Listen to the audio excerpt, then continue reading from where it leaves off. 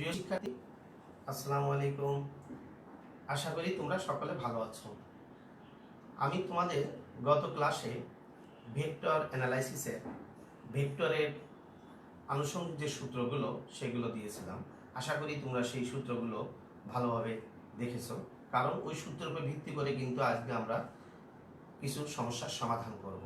অর্থাৎ ভেক্টরে যে সূত্রগুলো ব্যবহার করেছিলাম আমরা ওই সূত্রগুলো ব্যবহার করে আজকের প্রবলেম সলিউশন করব।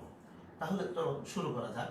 এখানে দেখো, ভেক্টর আমি দুটো ভেক্টর রাশি লিখে রাখছি। এ একটা ভেক্টর, এ ভেক্টরের মান হলো 2i plus 6j minus 3k, এবং বি ভেক্টরের মান হলো i plus 4j plus 8k। এইগুলো ভেক্টরের উপর ভিত্তি করে আমরা বেশ কিছু মান বের করব। আমরা বেশ কিছু সূত্র ব্যবহার করে অঙ্ক করব। তাহলে আমরা কি কি করতে পারি আমরা শুরু করি। আমরা যদি বলি এক নম্বরে আমরা বলি যে দেখো, আমি এ ভেক্টর আছে, এ ভেক্টরের সাথে যদি আমরা বি ভেক্টর যোগ বা বিয়োগ করি তাহলে কি হবে?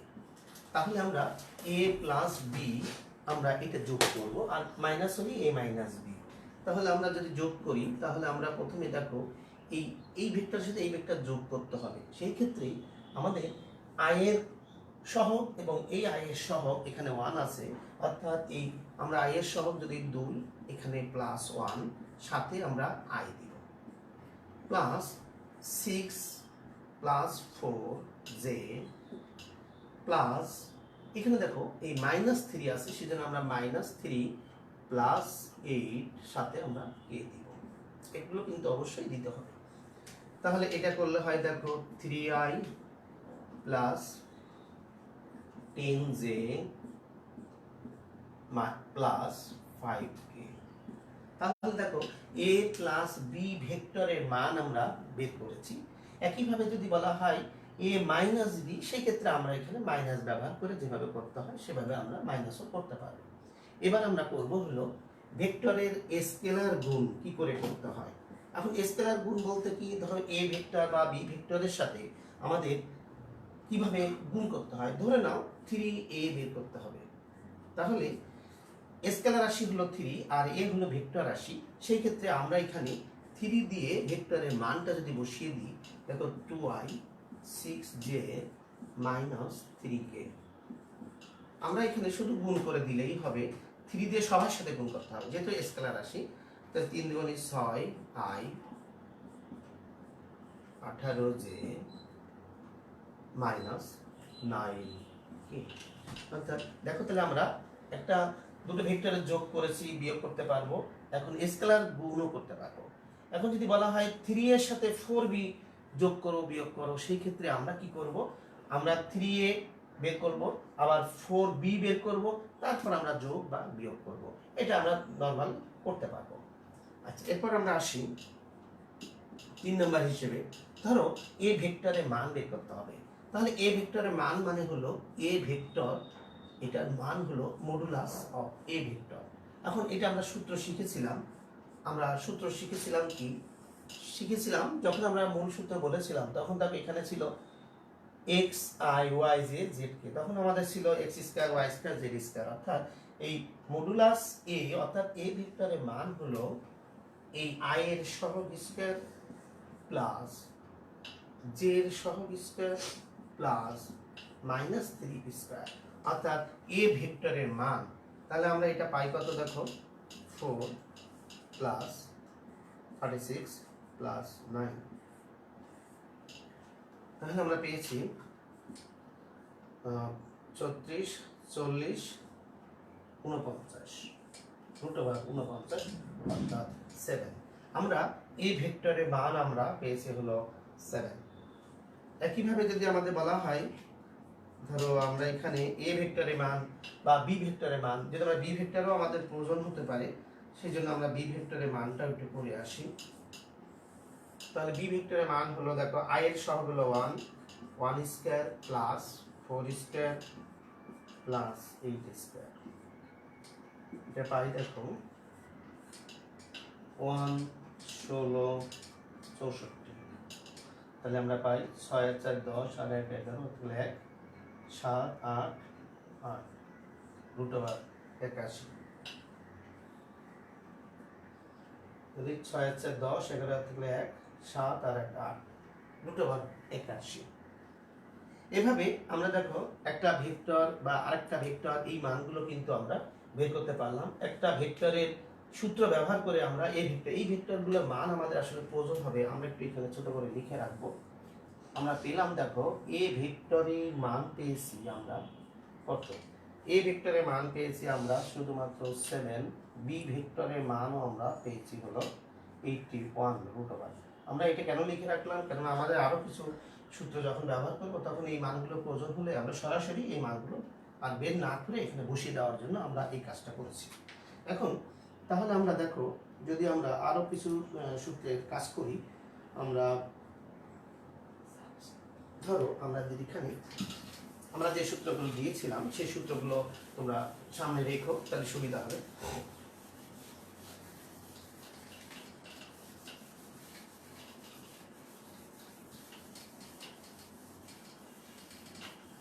এরপর আমরা ধরো আমাদের আছে এর একক ভেক্টর, আমরা আমরা 3 নাম্বার পড়েছি মনে হয়, এবার আমরা 4 নম্বর এর একক ভেক্টর। এ ভেক্টরের একক ভেক্টর কি? এ ভেক্টরের একক ভেক্টরের সূত্র হলো A vector divided by modulus of A vector. অর্থাৎ আমাদের দেখো এ ভেক্টরের একক ভেক্টর হলো A vector modulus of A vector. তাহলে আমাদের এ ভেক্টরের মান আমরা বসিয়ে দিব। তাহলে এ ভেক্টরের মান কত, 2i plus 6j minus 3k divided by modulus of a. এখন কিন্তু আমরা ওখানে মানটা বের করে ফেলেছি, এই জন্য আমরা এখানে সরাসরি দেখিয়ে দিব। কিন্তু যদি না করি তাহলে কিন্তু তোমরা অবশ্যই এরকম করে এটা দেখিয়ে দিতে হবে। অর্থাৎ 2 square plus 6 square plus minus 3 square, এইভাবে কিন্তু তোমাদের দেখিয়ে দিতে হবে। আর তাহলে আমাদের এখানে কত আসে দেখো, এটা পরে আমাদের এসেছে কত, এটা এসেছে 7। তাহলে আমরা লিখতে পারি একবারে সরাসরি 1/7 2i plus 6j minus 3k। আমাদের কিন্তু ওইটা রেখে দিয়েছিলাম, ওইটা ব্যবহার করবো এই জন্য। তাহলে একইভাবে এ ভেক্টরের একক ভেক্টর, অর্থাৎ এই যে A vector divided by modulus of এর মান কত পেয়েছি, এটাও কিন্তু আমাদের প্রয়োজন হতে পারে, আমরা তখন এটা ব্যবহার করতে পারবো। তাহলে আমরা আরেকটা সূত্র লিখি। এখন যদি বলা হয় এ ভেক্টরের সমান্তরাল একক ভেক্টর, তাহলে শুধুমাত্র এ ভেক্টরের সমান্তরাল একক ভেক্টর আমরা সূত্রটা বসিয়ে দিই, তাহলে তোমরা করতে পারবে। এ ভেক্টর এর সমান্তরাল একক ভেক্টর, এই সূত্রটা হবে প্লাস মাইনাস ব্যবহার করলেই হবে শুধু। তাহলে এরপরে আমাদের আছে ধরো এ ভেক্টরের সমান্তরাল একক ভেক্টর হলো A vector by plus minus এটা, তার মানে এখানে যা আছে সেটার উপরে শুধু প্লাস মাইনাস ব্যবহার করব। তাহলে এই ভেক্টরের সমান্তরাল একক ভেক্টরের মান কত, শুধুমাত্র এই যে মানটা আমরা পেয়েছি সেই মানটাই দেখো এখানে প্লাস মাইনাস ব্যবহার করলেই হয়ে যাবে 1/7, আর বাদ বাকি যেটা আছে এটা। তাহলে আমরা এ ভেক্টরের সমান্তরাল একক ভেক্টর পেলাম। এবার আমরা যদি বলা হয় এ ভেক্টরের দিক বরাবর একক ভেক্টর, তখন আমাদের এখানে যেমন আমরা প্লাস মাইনাস ব্যবহার করেছি, আমরা একটু লিখে দিই তোমাদের সুবিধা হবে। 6 নম্বরে লিখো এ ভেক্টর এর দিক বরাবর একক ভেক্টর। তাহলে তখন শুধুমাত্র আমাদের সূত্র হবে প্লাস দিয়ে যেটা হবে সেটা লিখলেই হবে, মডুলাস অফ এ। তাহলে এ এর দিক বরাবর, অর্থাৎ এ ভেক্টর যেদিকে সেই দিকে যদি আমরা একক ভেক্টর বের করি তাহলে আমরা শুধুমাত্র প্লাস ব্যবহার করলেই হবে। তাহলে plus a vector by modulus of a, তাহলে এটার মান কত হবে, শুধু প্লাস 1/7। আর এই ভেক্টরের মান কত ছিল এখানে, এই যে 2i plus 6j minus 3k। এটা তাহলে এ ভেক্টরের দিক বরাবর যদি একক ভেক্টর হয়, তাহলে এ ভেক্টরের বিপরীত দিক যদি হয় তাহলে তখন আমাদের দেখো শুধু মাইনাস ব্যবহার করলে হবে। তাহলে আমরা এখানে এ ভেক্টরের বিপরীত দিক বরাবর একক ভেক্টর, শুধুমাত্র সূত্র এখানে মাইনাস হবে। তাহলে a vector by modulus of a, তাহলে এখানে আমাদের প্লাসের জায়গায় শুধু মাইনাস ব্যবহার করলে আমাদের এ ভেক্টরের বিপরীত দিক বরাবর একক ভেক্টরের মান আমাদের বের হবে। তাহলে আমরা এ ভেক্টরের একক ভেক্টর পেলাম, বিপরীত দিক বরাবর ভেক্টর পেলাম এবং এ ভেক্টরের সমান্তরাল একক ভেক্টরের মান পেলাম। এরপরে আমরা যদি যাই এ এবং বি ভেক্টরে যদি আমরা অন্তর্গত কোণ বের করতে চাই তাহলে আমরা কিভাবে করব? তাহলে আমরা এবার লিখি 8 নম্বর হিসেবে লিখি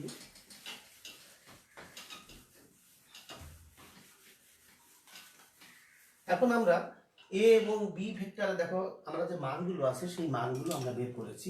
এখন আমাদের আরো কিছু সূত্র ব্যবহার করে আরো যে সমস্যাগুলো আমরা চেষ্টা করব এই অধ্যায়ের যত ধরনের সমস্যা আছে আমাদের আমরা চেষ্টা করব প্রত্যেকটা অঙ্কের অন্তত তোমাদের দেখিয়ে দেওয়ার জন্য। তাহলে আমাদের ধরো একটা দুটো ভেক্টরের মধ্যে আমরা বলেছিলাম যে এদের অন্তর্ভুক্ত কোণ যদি থিটার পরিমাণ হয় তাহলে আমাদের সেই থিটা ছিল কি, আমাদের মূল সূত্রটা কি ছিল দেখো আমি সেটা আর একটু লিখি তোমাদের। এ এবং বি ভেক্টরের মধ্যবর্তী কোণ যদি থিটা হয় তখন আমরা বলছি এ ডট বি সমান A vector dot A B vector cos theta. এইগুলো আমাদের সূত্র, যে দুটো ভেক্টরের মধ্যে ডট গুণনের সূত্রই ছিল কিন্তু এখানে। তাহলে আমাদের যদি বলা হয় আগে আমাদের কি করতে হবে, আমাদের আরেকটা আমরা মান আগে বের করে আসি। দেখো এ ডট বি ভেক্টরের মান প্রয়োজন হবে, আবার এ ভেক্টর বি ভেক্টরের মান প্রয়োজন হবে, তারপর আমাদের থিটার মান পাওয়া যাবে। তাহলে আমরা এখানে একটা কাজ করি, আমরা এখানে এটা করার আগে আমরা এ ডট বি আরেকটা আমাদের অঙ্ক আছে, তাহলে আমরা এটা 8 নম্বর হিসেবে অঙ্কটা করে আসি আগে। আমরা এখন করব কি, এ এবং বি ভেক্টর দ্বয়ের মধ্যে যে ডট গুণন যেটা অর্থাৎ এ ডট বি এটা কি হয়।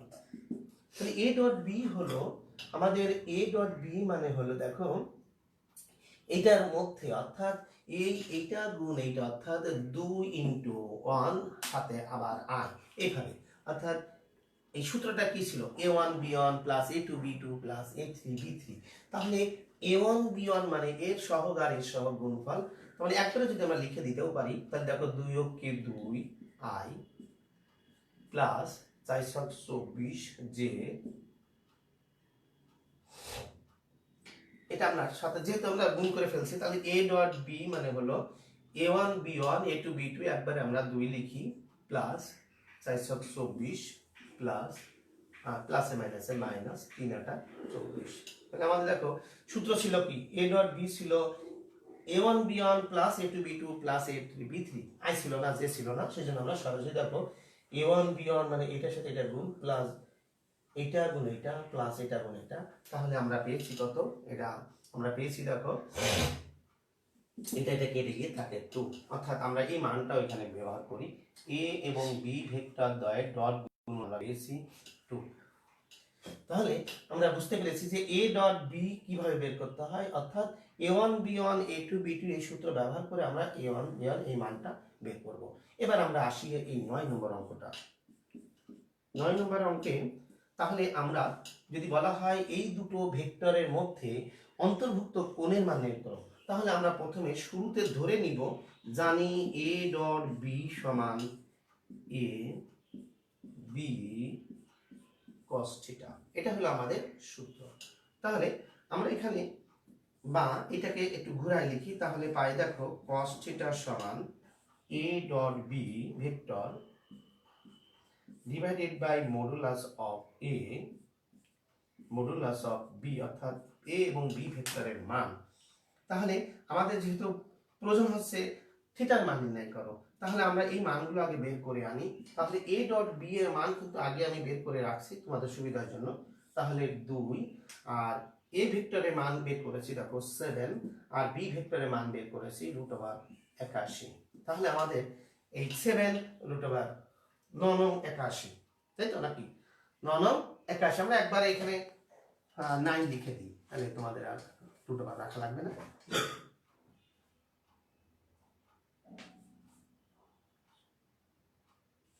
9 81, তার মানে আমরা 9 লিখে দিই।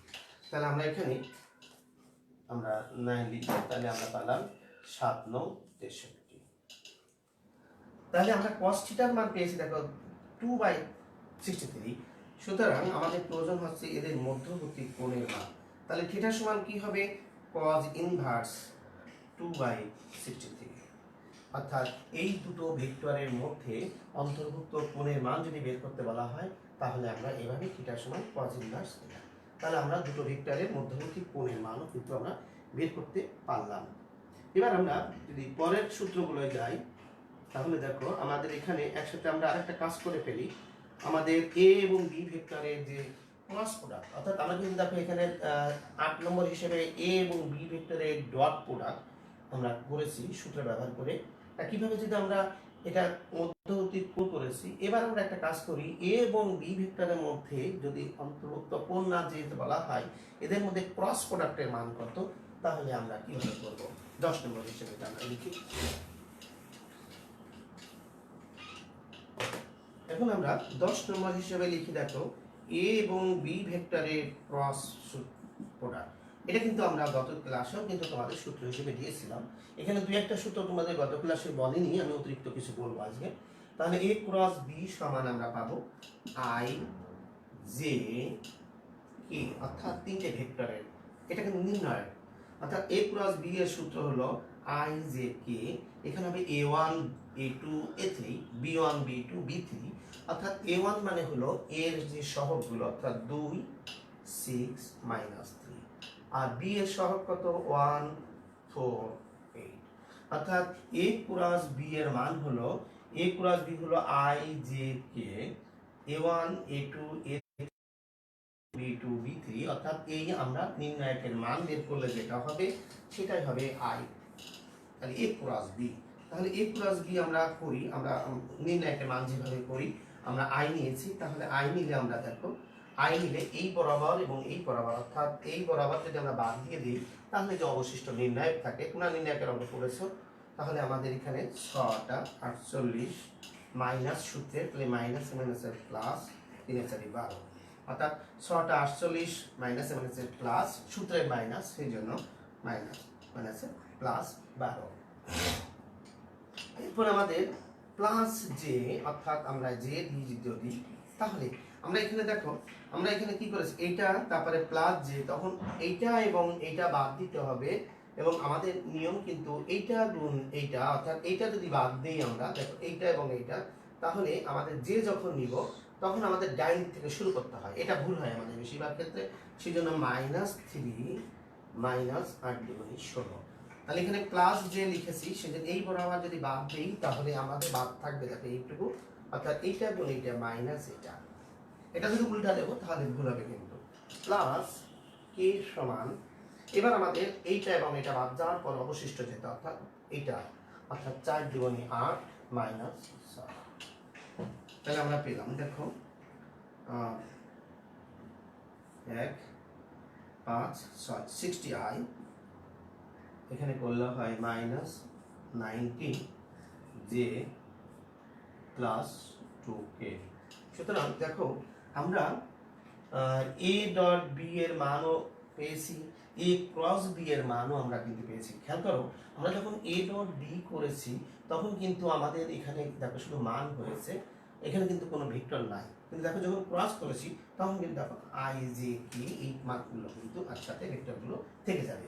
তাহলে আমাদের এটা প্রয়োজন হতে পারে, এখানে এটাও আমি এখানে লিখে রাখি। তাহলে এ ক্রস বি এর মান আমরা পেয়েছি দেখো 60i -19j প্লাস 2k, যদি প্রয়োজন হয় এই জন্য আমরা এখানে লিখে রাখি। এখন এটা আমরা মুছে ফেলি।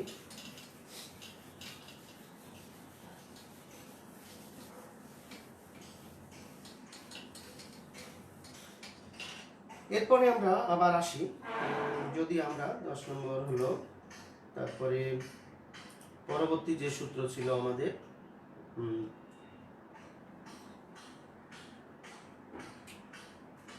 এরপর হলো 11 নম্বর, এ ভেক্টরের উপর বি ভেক্টরের,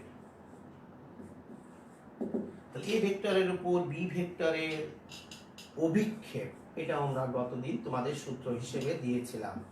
তাহলে A dot B vector divided by A vector, এই মডুলাস এবং এ ভেক্টর, অর্থাৎ এ ভেক্টর বা বি ভেক্টরের অভিক্ষেপের সূত্র হলো, আরেকবার খেয়াল করো, আমরা এ ভেক্টরের উপর যদি বি ভেক্টর অভিক্ষেপ হয় তাহলে সেই ক্ষেত্রে সূত্র হলো a dot B divided by modulus of a. আর যদি বলা হয় বি ভেক্টরের উপর এ ভেক্টরের অভিক্ষেপ, তাহলে খেয়াল করতে হবে সেখানেও কিন্তু এ ডট বি ঠিক থাকবে, কিন্তু এই নিচেই হবে বি ভেক্টর, অর্থাৎ যার উপর, তাহলে এ ভেক্টরের উপর, সেই জন্য এ ভেক্টরের উপরের অংশ এটা, আর বাকি থাকবে নিচে সেই এভাবে মনে রাখবা। আর বি ভেক্টরের উপর যখন বলবে তখন এখানে নিচে আমরা বি ভেক্টরের মান বের করবো। তাহলে দেখো এই মানগুলো আমাদের বের করতে হবে, আমি এখানে কিন্তু লিখে রাখছিলাম আমাদের সময় বাঁচানোর জন্য। তাহলে আমরা এখানে এ ডট বি এর মানটা আমি এখন বসিয়ে দিই 2, আর এ ভেক্টর মডুলাস অফ এ এর মান 8। তাহলে দেখো সরাসরি আমরা কিন্তু পেয়ে গেলাম এ ভেক্টরের উপর বি ভেক্টরের অভিক্ষেপ। একইভাবে আমরা বি ভেক্টরের উপর এ ভেক্টরের অভিক্ষেপও আমরা বের করতে পারবো। সেই ক্ষেত্রে আমাদের কি আসবে, শুধুমাত্র আসবে এ ডট বি এর মান হলো 2 আর বি ভেক্টরের মান হলো 9, সেটা উত্তর হবে 2/9। সুতরাং আমরা 11 নম্বর হিসেবে এটা লিখলাম। এরপর আমরা 12 নম্বরের উপরে এবার আমরা এ ভেক্টর বলা বি ভেক্টরের অংশ করি। আমরা 12 নম্বরে এ ভেক্টরের উপর বি ভেক্টরের আমরা অভিক্ষেপ দিয়েছি, তাহলে আমরা এখন অংশ দিই। অংশ সমান a dot B divided by a, আর সাথে কিন্তু দেখো এখানে একটা এ ভেক্টরের মান, অর্থাৎ এ ভেক্টরের অংশ যখন আমাদের এ ভেক্টর একক ভেক্টর। আচ্ছা, এখন এখানে আমাদের কিন্তু একটা বিষয় আমাদের খেয়াল করতে হবে, এ ভেক্টর বা বি ভেক্টরের অংশ যখন, তখন হচ্ছে A dot B by A vector মান এবং এই এ ভেক্টর একক ভেক্টর। এখন এই এ ভেক্টর বা এইটাকে বলা হচ্ছে একক ভেক্টর, এই ভেক্টরের মানটা কিন্তু আমরা বের করি নাই, তাহলে এই মানটাও আমরা বের করা শিখি। এই ভেক্টরের মান কি আমাদের, আমরা এখন তাহলে আমাদের প্রথম কাজ হবে একক ভেক্টরের মান, অর্থাৎ এটাকে বলা হচ্ছে একক ভেক্টর, এটার নাম হলো একক ভেক্টর। তাহলে আমরা এখন প্রথম কাজটা হবে যে আমাদের এ ভেক্টরের উপর বি ভেক্টরের অংশ যদি করতে হয়, তাহলে দেখো A dot B divided by A vector, একটু আগে আমরা কিন্তু বের করেছি যে একটা অভিক্ষেপ বের করেছি। এখন আমাদের অংশ বের করার জন্য আমাদের অতিরিক্ত আরেকটা লাগবে কি, একক ভেক্টর লাগবে। তাহলে আমরা এই একক ভেক্টরের মানটা এখন বের করা শিখি। তাহলে আমরা একক ভেক্টর অর্থাৎ এ ভেক্টর একক ভেক্টরের মান হলো, এ ভেক্টর একক ভেক্টরের মান হলো vector of a modulus of a, অর্থাৎ এই আমাদের এটা আমাদের এ ভেক্টরের মান আমরা বের করেছি 1/7, এবং এটা আমাদের এ ভেক্টরের মান, অর্থাৎ এ ভেক্টরের মান কত আমাদের 2i minus plus 6j minus 3k। তাহলে আমরা পেয়েছি, দেখো এটা এ ভেক্টরের মান ছিল আমাদের এই যে একক ভেক্টর ডিভাইডেড বাই এ ভেক্টরের মান, আর এটার মান হলো 1/7। তাহলে আমরা যদি এখানে সূত্র বসিয়ে দিই, যেমন একটু আগে আমরা কিন্তু করেছি এ ডট বি বাই এ, একটু আগে আমরা করলাম যে 2/7, তাহলে আমরা দেখো 2/7, আর এখানে কি আসলো, আর এখানে আসলো দেখো এ ভেক্টরের মান আসলো 1/7 2i plus 6j minus 3k।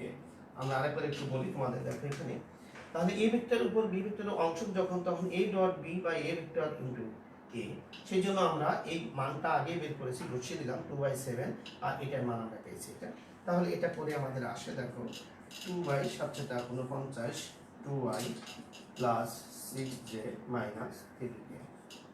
তাহলে আমরা যদি এ ভেক্টরের উপরে বি ভেক্টরের অংশ পাই, তাহলে আমরা বি ভেক্টরের উপর এ ভেক্টরের অংশ ঠিক একই হবে, তখন আমাদের এখানে A dot B divided by B vector into B একক ভেক্টর, এই মানটাও তোমরা বের করবে।